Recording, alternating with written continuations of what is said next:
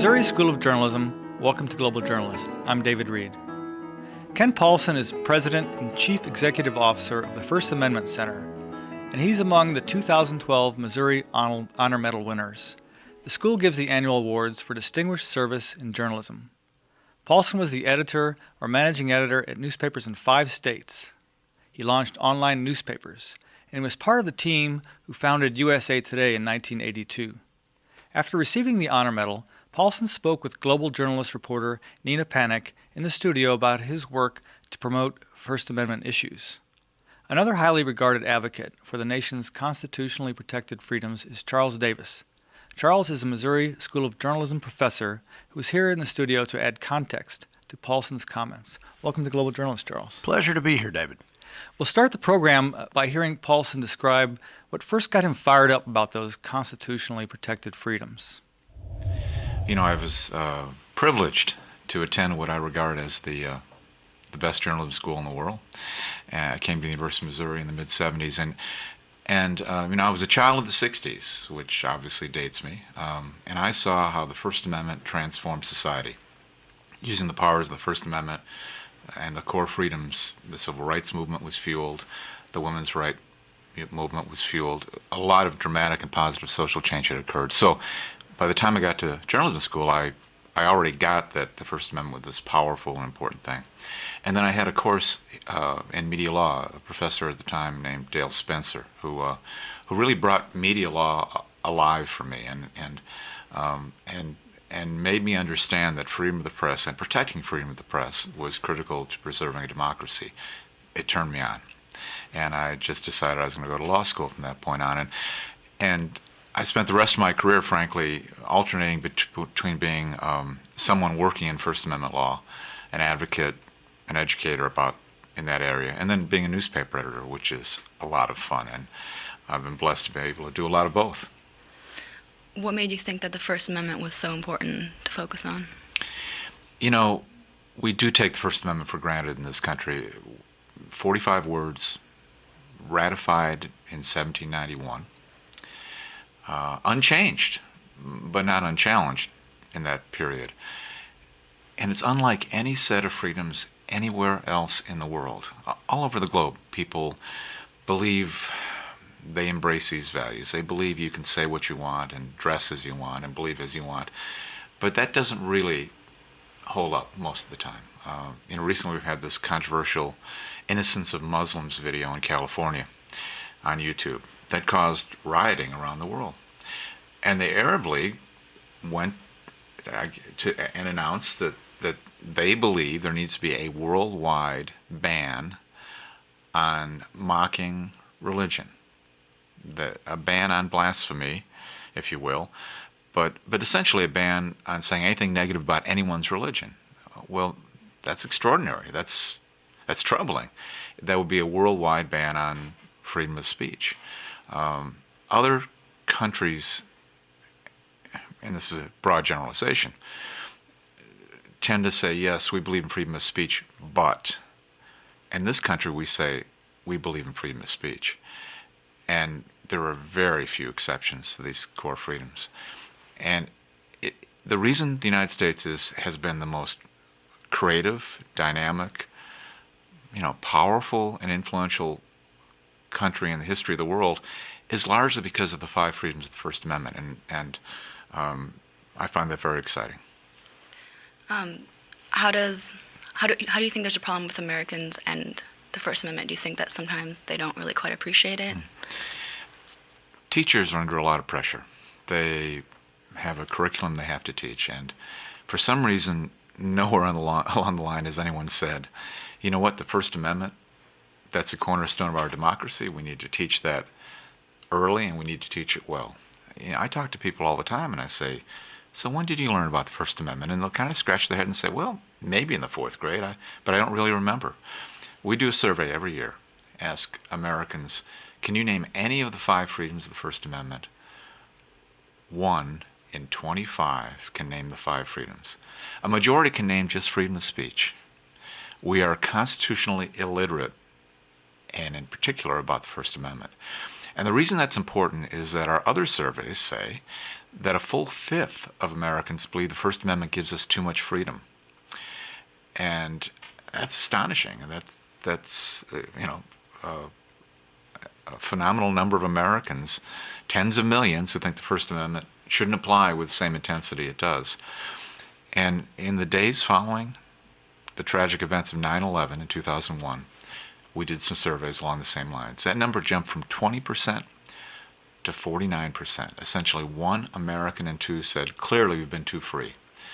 And that's a very dangerous place to be. So, much of my work today is about reminding Americans that these 5 freedoms are critical and that we need to protect them at all costs. And if we're afraid, if we've been rattled, we need to fight back and say, no, some things we will not compromise on. We will not compromise on the 5 freedoms. And that's what America's all about. How does our freedom of speech compare to on a global scale with other countries? We're off the charts in terms of freedom of speech. No nation is more free than the United States of America, and we would hope to keep it that way. And then when you started the One for All campaign, what was the significance of that for you? We've discovered over time that with very few schools committing to teach about the First Amendment in any depth, that we need kind of a workaround. We need to raise awareness about the First Amendment in unconventional ways. And so I gathered a group of people in 2007, educators, artists, attorneys, advocates, and simply said, we know that most Americans don't know anything about the First Amendment. How do we turn that around? And we concluded that marketing would be a big part of that. Think about the Got Milk campaign, milk mustaches on celebrities. That was introduced at a time when milk was not very popular, it had lost market share, and they're trying to make this kind of hip and contemporary. Well, you talk about a dated product. The First Amendment was invented, if you will, in 1791. It will fall out of fashion if we're not paying attention to it. So what we did was put together an organization called One for All. It stands for One Amendment for All Americans, the First Amendment for All Americans. And the Knight Foundation and McCormick Foundation, the American Society of News Editors, the Museum, First Amendment Center, and USA Today were all initial partners in this project.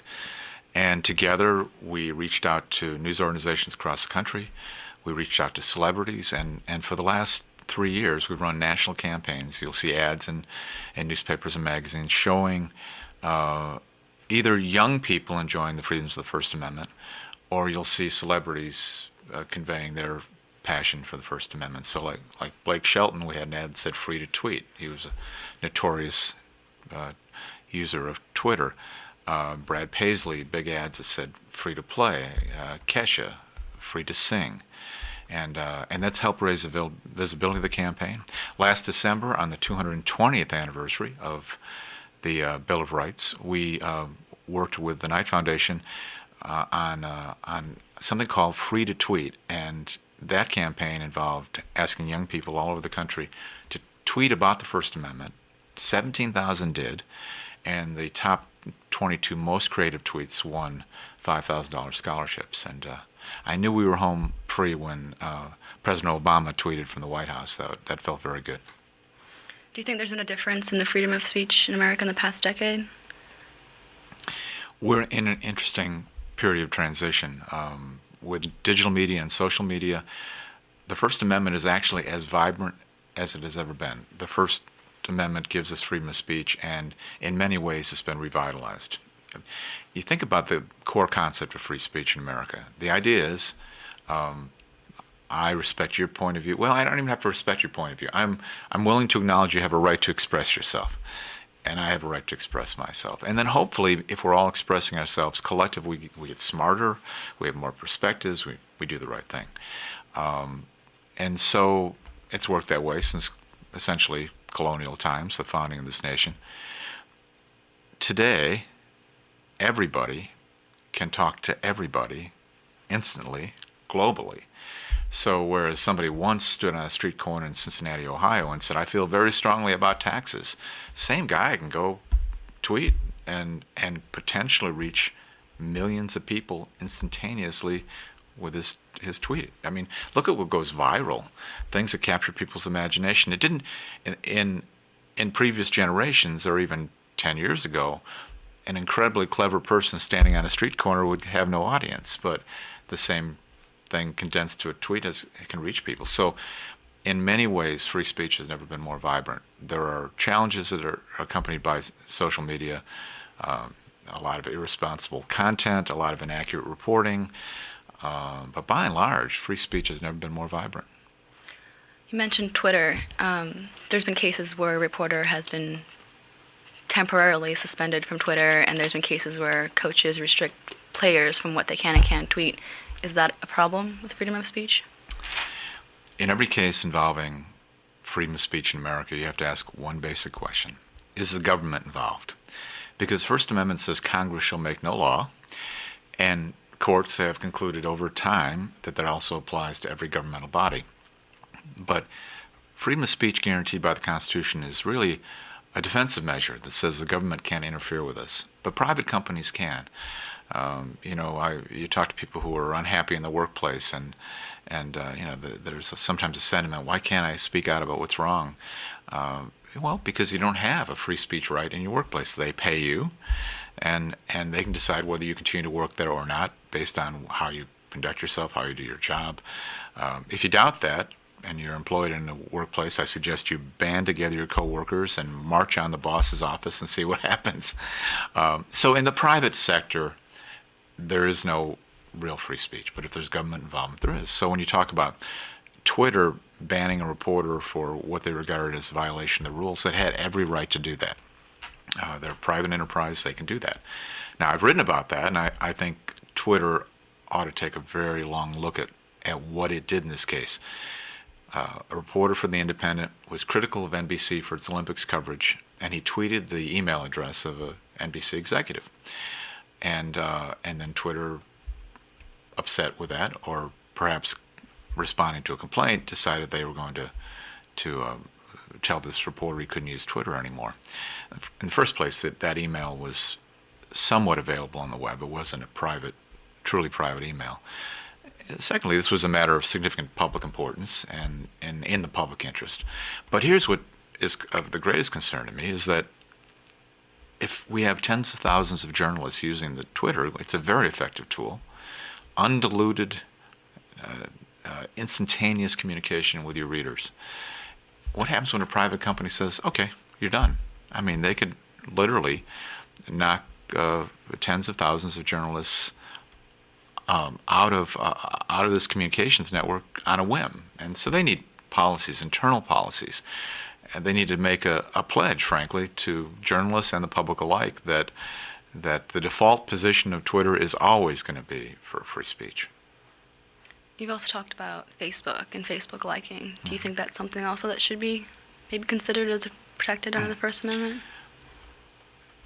There's an interesting case in the state of Virginia in which an employee of a sheriff's department during the height of election season decided they'd prefer to support the sheriff's rival. And so how do you convey support for the rival of your boss? Well, in this case, a couple of employees went on Facebook and liked the page of the sheriff's rival. This did not set well with their boss, and the minute their boss was reelected, the sheriff fired these individuals. It's an employment relations case. There's a lot of factors involved, but one of the factors was, well, was that protected free speech? Could employees go ahead and like a Facebook page as an exercise of their First Amendment rights, in which case they probably couldn't have been punished for that. And a federal judge has now concluded that no, liking a Facebook page is not free speech. And that's almost certainly wrong. But that happens sometimes. And it often happens with new and emerging technology because judges, there's no course on new and emerging technology your third year in law school. There's no continuing legal education typically on dealing with breaking media. And so in this case, he said, well, it's just basically a flick of the mouse. It's not really speech. It's not expressive enough. That's clearly wrong. Because if the individual had said, I like Bob Smith, verbally, everyone would understand that that was speech, and that's what clicking that like button is. But it does show the gap sometimes between a changing society, changing media, and the judges who have to enforce the laws. And I would say almost certainly that decision will come out a different way in the future. Should the same kind of approach be applied to retweets? To Retweets on Facebook, on Twitter, when you retweet something, it's kind of like voicing an opinion the same way, or? well, certainly what do you think? retweeting is free speech. You are communicating to third parties with information. So sending somebody a URL would be free speech. It's valuable to remember that freedom of speech and freedom of the press, that's not just you speaking. It's you disseminating information. It's also you essentially saying, I believe in this information, I'm going to share it with you. And having the right to access information is also part of freedom of speech, which is why libraries are not allowed to censor content for ideological reasons. So, there's been cases where, like, film, internet, and I don't know what the term was, but either way, they take 10 to 20 to 30 years to get protected under the First Amendment. Do you think that something like Facebook and Twitter will eventually be protected? Well, to be clear, Twitter and Facebook are absolutely protected under the First Amendment. There's no question that they are forms of communication the government cannot interfere with. The only question has been individual government action as applied to liking somebody on Facebook. It's really a very narrow and obscure part of the law, but it's illustrative that there's a disconnect sometimes between the technology and those who have to enforce the laws. But everything is protected by the First Amendment, essentially. Every form of art, every form of music, every form of speech, all social media, all digital media, with rare exceptions for obscenity and child pornography and efforts to rally people to commit violent acts.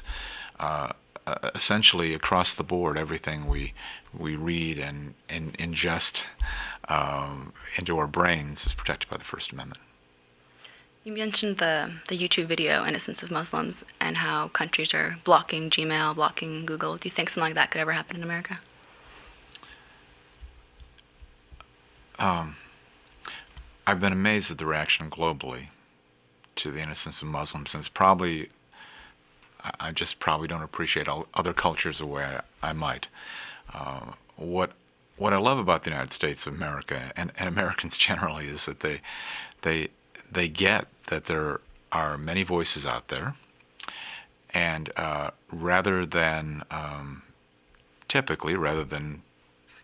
attempt to burn down a building, they're more likely to call somebody a loon, mock them, check out the YouTube video and you'll see endless sarcastic remarks.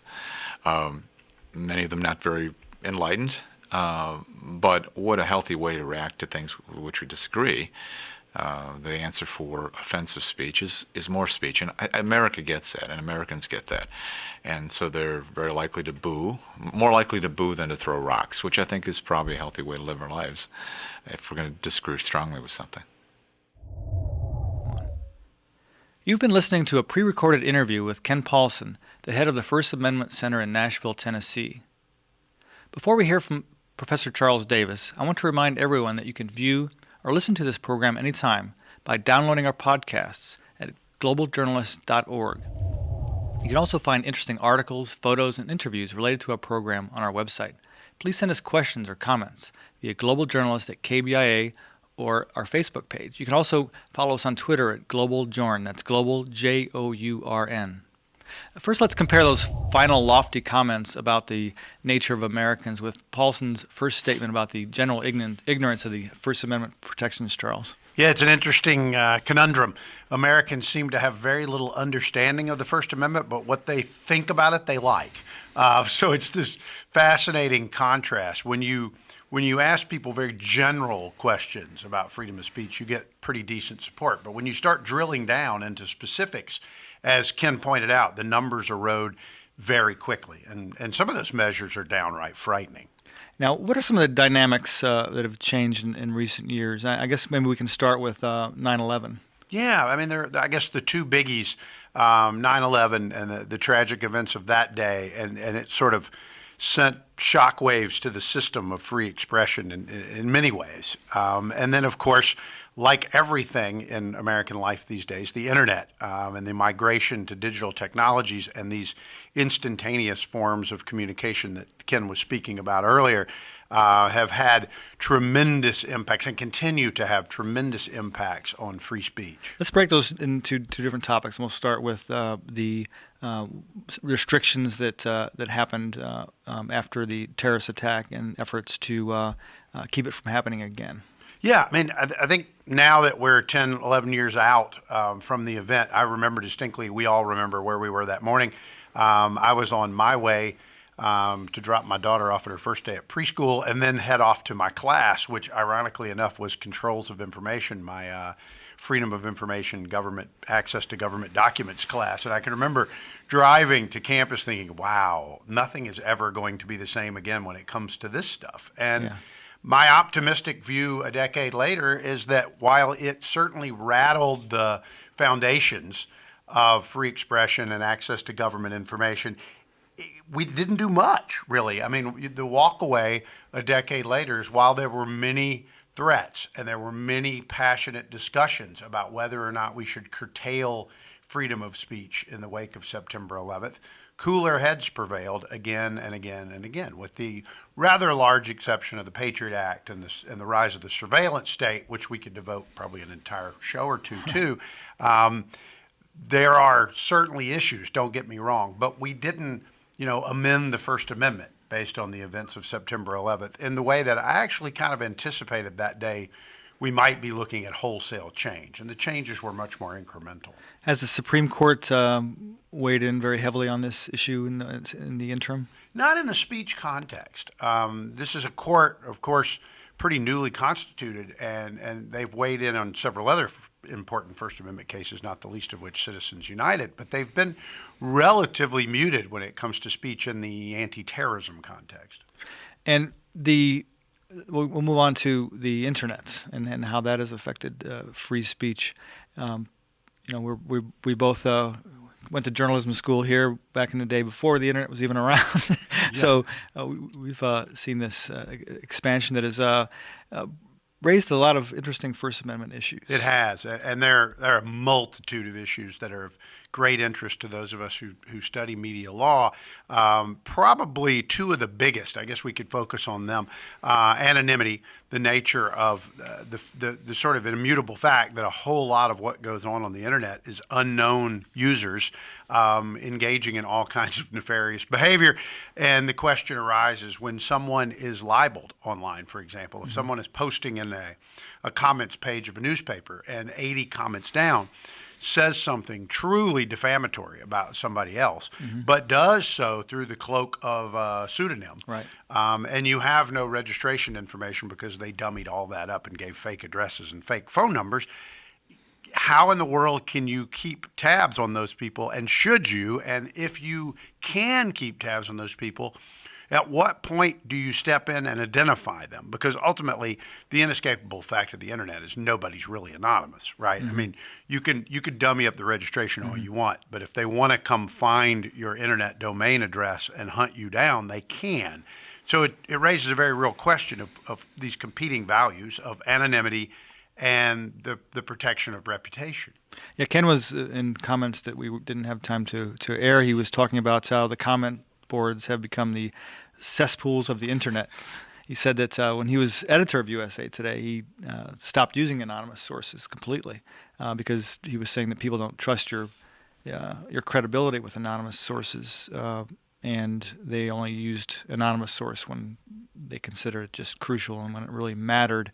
Do you think that there may be a boomerang effect of sorts that people are going to coming more back to media that is considered more credible and doesn't use anonymous sources and It's a great question. Ken, who's a dear friend, really showed some unbelievable leadership at USA Today when he came in as editor and literally stopped using anonymous sources. This was a newspaper just like all the other national newspapers that had grown really heavily addicted to anonymous sourcing. And so it was a real moment of cold turkey for them, in which he literally stopped overnight. He argues that it really didn't change the reportage in the paper substantially at all, and he's probably right. I think ultimately, yeah. I mean, I see a migration back toward more credible sources, and anonymity has something to do with that. Paywalls have something to do with that, because, of course, if you've got a paywall and you're charging people access to your site after, I don't know, 8 free views or whatever, then they've got to give you a credit card for recurring monthly billing. That ends anonymity on the comments pages. And from several people I've talked to who've instituted paywalls, most notably over at the Columbia Daily Tribune, Andy Waters, their digital director across town, is delighted with what non-anonymity has done to the quality of the comments on his pages. Right. It's and I wanted to also talk about the Wikileaks case and how some of the lasting effects of that wholesale release of government secrets, and how the government reacted to it, and how that might impact the First Amendment freedoms. Yeah, WikiLeaks is really interesting on so many levels, not the least of which is the criminalization of access to governmental secrets and the attempts by the United States to, at least from my perspective, to make Mr. Assange's life kind of a living nightmare until they ultimately could bring him here on charges. They seem sort of determined to do so, which I find incredibly disturbing. I am of the mindset that Mr. Assange, while ethically murky at times, is a whistleblower. That Bradley Manning is a whistleblower. That he is being persecuted legally for doing so, and that it is most troubling from a free speech perspective.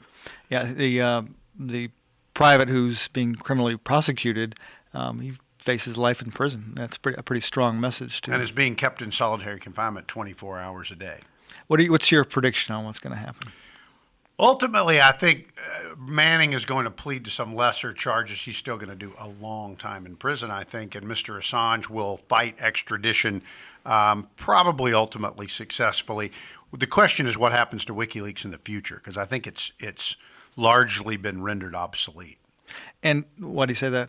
I just think Assange would be foolhardy to try anything. I mean, he may, but I just think he's probably pretty chilled by this. Okay. Wanted to talk more, but I think we've come to the end of this week's edition of Global Journalist. Joining us today were Ken Paulson and Charles Davis. Thank you so much for joining us in the studio. It's been a fascinating conversation. My pleasure, David. Anytime. Our program is produced by the Reynolds Journalism Institute and the Missouri School of Journalism. Our program is directed by Travis McMillan, audio by Pat Akers. Raymond Tungkar is our executive producer. So join us again next week for another Global Journalist. I'm David Reed.